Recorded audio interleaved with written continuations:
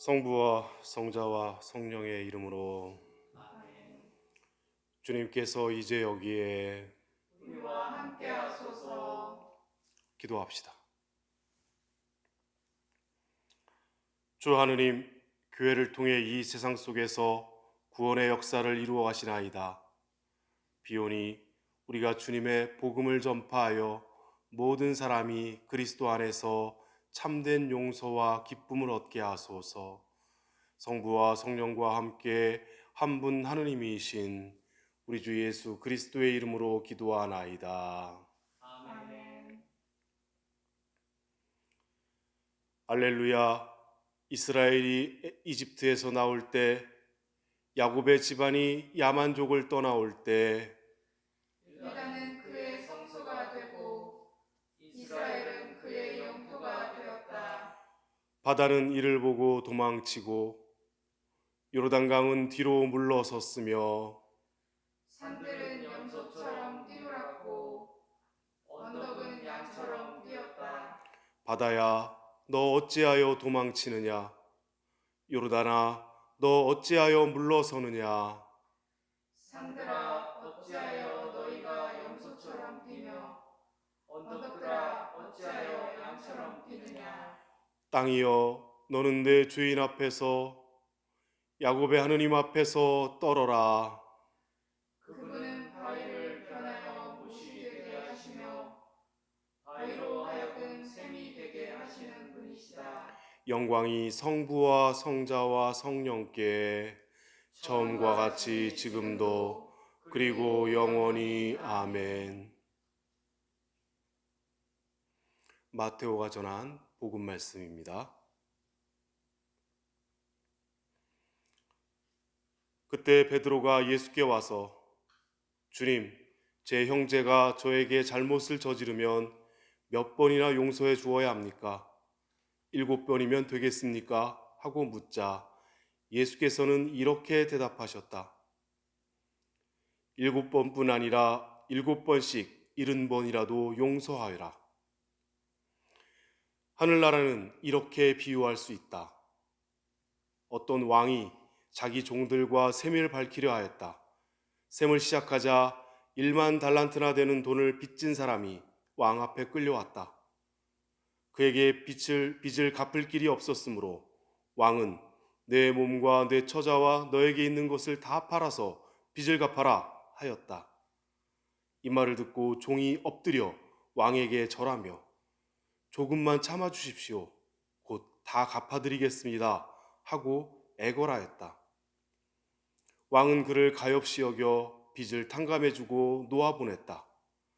그런데 그 종은 나가서 자기에게 100데나리온밖에 안 되는 빚을 진 동료를 만나자 달려들어 멱살을 잡으며 내 빚을 갚아라 하고 호통을 쳤다.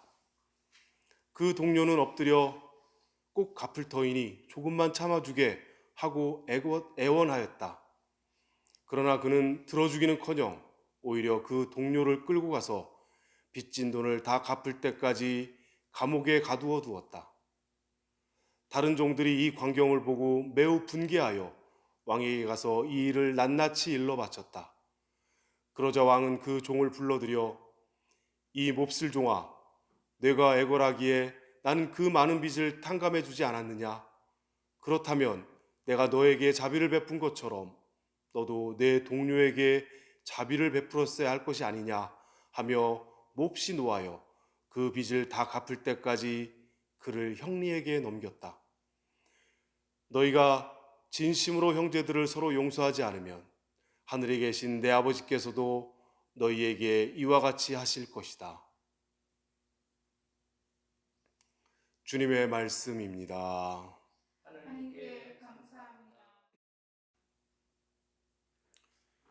오늘 복음도 우리에게 잘못한 사람에 대해 어떻게 처신할 것인가에 대해서 가르치고 있습니다. 베드로는 잘못한 사람을 몇 번까지 용서해야 되냐고 묻죠. 7이라는 상징은 완전 혹은 충만을 의미합니다. 아주 관대한 용서에 대해서 물은 것입니다. 아시다시피 예수님께서는 그분의 대답은 한없이 하라는 것이죠. 이어서 예수님은 비유 하나를 말씀하십니다.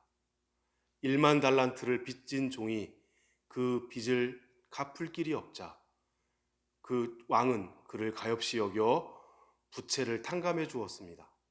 그러나 그 종은 자기에게 100데나리온을 빚진 동료를 만나 그에게 빚을 갚으라고 강요합니다. 그로 인해 그가 왕으로부터 받은 1만 달란트에 대한 용서가 취소되었다는 이야기이죠.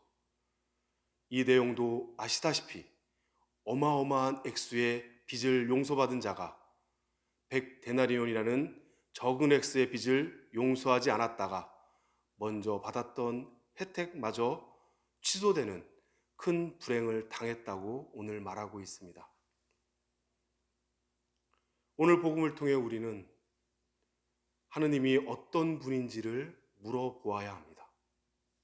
우리가 생각하고 상상하는 하느님은 어떤 분이신지, 그 하느님은 용서하시는 하느님이십니다. 자비로우신 분이십니다. 아주 큰 허물조차도 회개하고 돌아오기를 기다리시는 하느님이십니다. 우리가 과연 하느님을 그런 분으로 믿고 있는지 스스로 물어보아야 합니다. 우리가 지금 생명을 얻고 생명을 통해 삶을 살고 있음이 바로 하느님께서 베푸신 은혜로 인해 가능하다는 사실을 진심으로 믿고 있는지 스스로 물어보아야 합니다. 우리는 하느님의 이런 은총을 예수님의 말씀과 삶을 통해 그대로 배웠습니다. 오늘 예수님께서 말씀하신 이 극단적인 비유의 핵심은 결국 자비로움과 선함, 즉 용서하는 것이 세상을 살아가며 승리하는 삶이라는 의미입니다. 나를 사랑하는 사람만 사랑하고 나를 미워하는 사람을 미워하는 것은 누구나 할 수 있는 일입니다. 그리스도 신앙인은 조금 어렵더라도 한 걸음 더 나아가도록 노력하며 주님의 자비로우심을 늘 삶 가운데 체험하며 살도록 노력하자는 말입니다. 그리스도 신앙인은 하느님은 자비로우신 분이라는 사실을 깨닫고 다른 사람들 안에도 하느님의 자비와 사랑이 흐르고 있음을 보고 있는 사람입니다. 복음에서는 1만 달란트나 빚진 사람이 왕 앞에 끌려와서는 엎드려서 사정했다고 말합니다.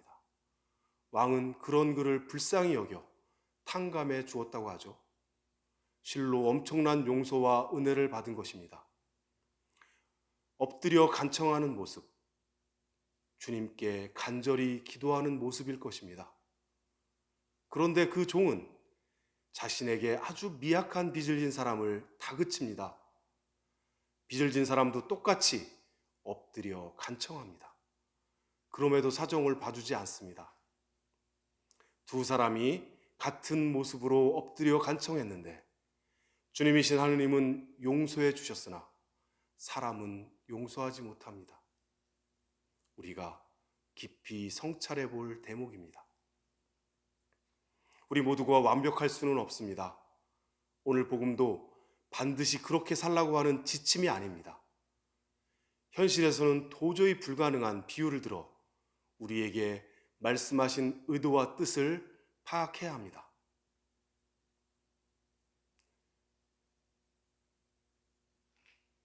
그것은 먼저 우리 모두는 1만 달란트라고 하는 엄청난 용서를 받은 사람이라는 사실을 깨달아야 한다는 것이죠. 그 용서는 다른 말로 하느님께서 생명이라는 큰 선물을 주신 것이라고 바꿔서 말할 수도 있습니다. 받은 것이 크다는 말입니다. 100데나리온은 우리가 용서하며 살아야 할 마음가짐입니다. 우리의 어둠 가운데 큰 용서를 받았습니다. 그렇다고 그만큼 용서하며 살라는 것이 아닙니다. 받은 것이 크다고 그만큼 베풀고 살라는 것이 아닙니다. 아주 조금이라도 우리가 움직여서 우리 마음자리 안에 주님께서 앉으실 공간만 마련하면 되는 것입니다. 1만 달란트는 우리 인생의 어둠일 수도 있습니다. 좌절과 실망, 걱정과 불안일 수도 있습니다. 이러한 어둠을 이기는데 그만큼의 빛이 필요하지는 않습니다.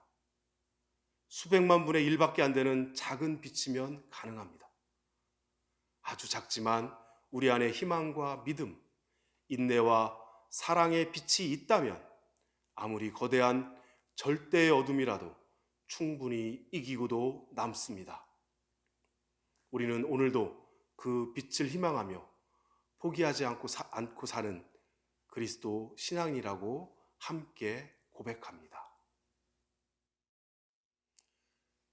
나는 믿나이다. 전능하신 하느님 아버지, 하늘과 땅의 창조주를 믿나이다. 하느님의 외아들 우리 주 예수 그리스도 성령으로 동정녀 마리아에게 잉태되어 나시고 본티오 빌라도 치하에서 고난을 받으시고 십자가에 못 박혀 죽으시고 묻히셨으며 죽음의 세계에 내려가시어 사흘 만에 죽은 자들 가운데서 부활하시고 하늘에 올라 전능하신 하느님 오른편에 앉아 계시며 산이와 죽은 이를 심판하러 다시 오시리라 믿나이다. 성령을 믿으며 거룩한 공교회와 모든 성도의 상통을 믿으며 죄의 용서와 몸의 부활을 믿으며 영원한 생명을 믿나이다. 아멘. 이제 우리의 가정을 위해, 교회를 위해, 나라를 위해 함께 기도합시다.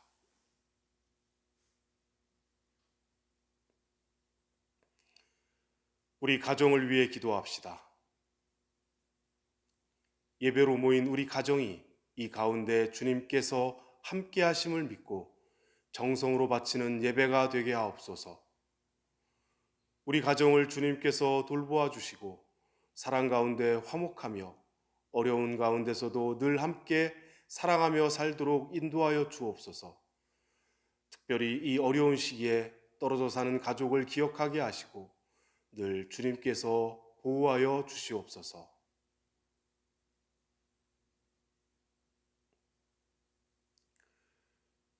우리 교회를 위해 기도합시다. 오랫동안 아픈 분들과 함께 아파하는 가족들, 억울하고 힘든 일을 겪고 있는 분들과 그 가족을 위해 기도합니다.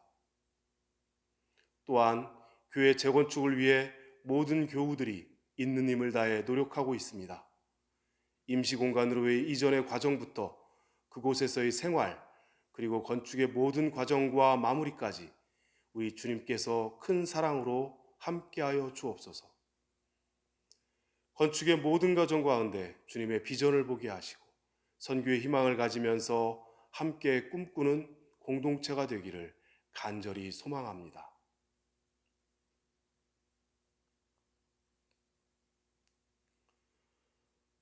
코로나19 바이러스로 인해 고통받는 모든 이들에게 위로를 주시고 어려운 시기를 잘 극복하는 인내를 주시며 서로 협력하고 이해하며 이 위기를 잘 극복해 나갈 수 있도록 지혜와 용기를 허락하옵소서. 우리 교회 공동체에도 늘 힘과 지혜를 주시어 교회 일꾼들이 잘 선택되게 하시고 언제나 주님께서 지켜주시고 동행하는 아름다운 교회 공동체가 되게 하옵소서.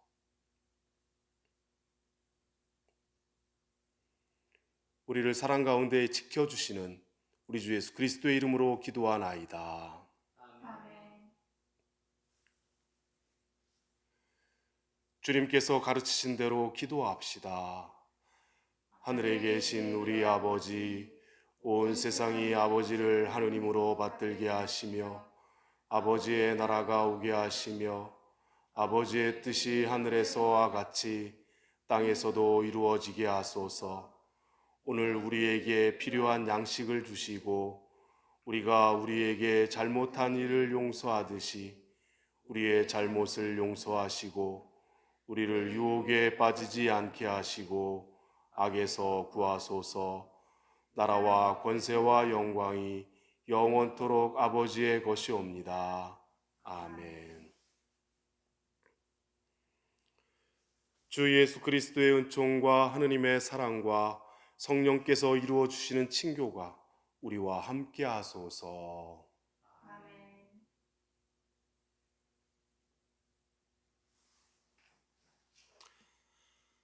알려드리는 말씀 몇 가지 공지해 드립니다.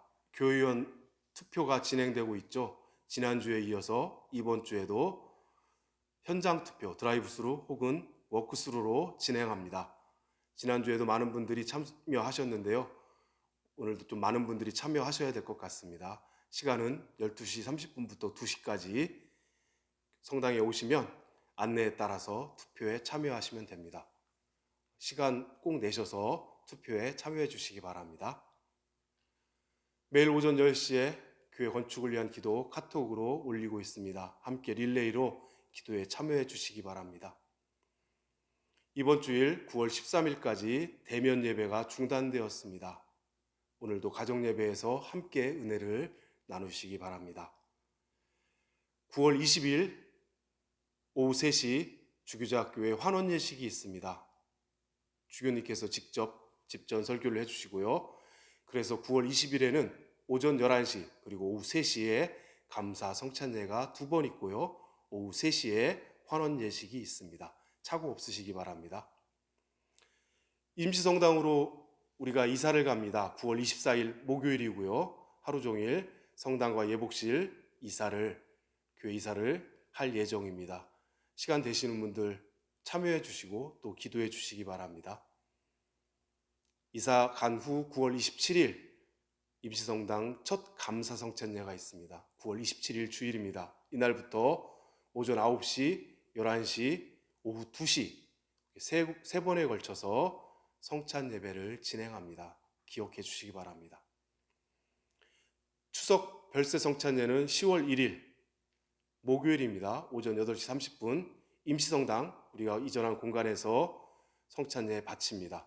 주교님의 집정과 설교로 진행될 예정입니다. 이상입니다.